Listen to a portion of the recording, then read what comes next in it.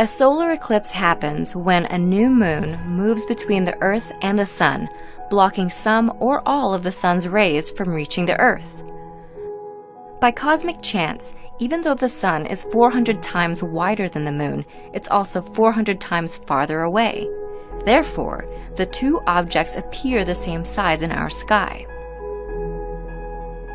Astronomers are able to predict eclipses because the Earth and Moon have very predictable orbits. Why then isn't there an eclipse every month? The Moon's orbit is usually tilted a few degrees north or south in relation to the Earth.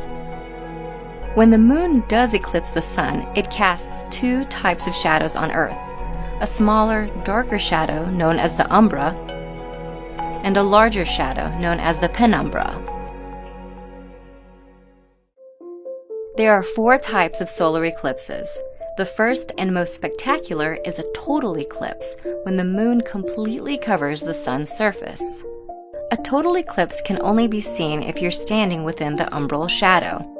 That's why the imaginary line created by this shadow as it races across Earth is known as the path of totality. People within the penumbral shadow see only a partial eclipse, the second type. From this view, outside the path of totality, the Moon passes in front of the Sun off-center, never fully covering its surface.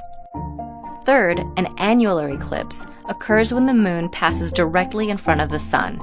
However, unlike a total eclipse, the Moon appears too small to fully cover the Sun. The Moon's orbit is elliptical, so sometimes it's closer to Earth and sometimes it's farther away. Last, a hybrid eclipse is when the Moon's position between the Earth and Sun is so finely balanced that the curvature of the Earth plays a role. The Moon will be farther away from some parts of Earth along the eclipse's path, resulting in an annular eclipse. In other parts, the Moon will be just close enough to fully cover the Sun, resulting in a total eclipse.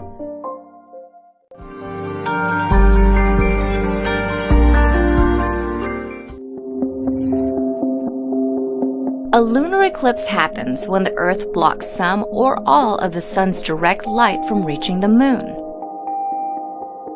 This cosmic event only takes place during a full moon, which happens once every 29.5 days, or the length of one full orbit of the Moon around the Earth.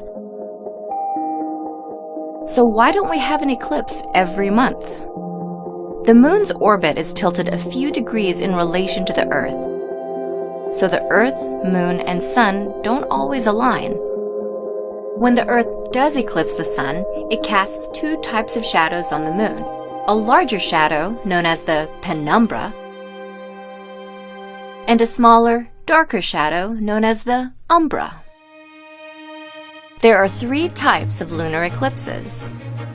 The first is a total lunar eclipse, when the Sun, Moon, and Earth are in perfect alignment and the Moon falls within the Earth's umbral shadow. Total lunar eclipses are the most striking of the three types because they turn the Moon a sunset red. While shorter blue wavelengths of light are scattered outward by the Earth's atmosphere, longer red wavelengths are refracted or bent inward toward the Moon, making it appear red. The brightness of the Moon's red glow depends upon how much dust and clouds are in the Earth's atmosphere.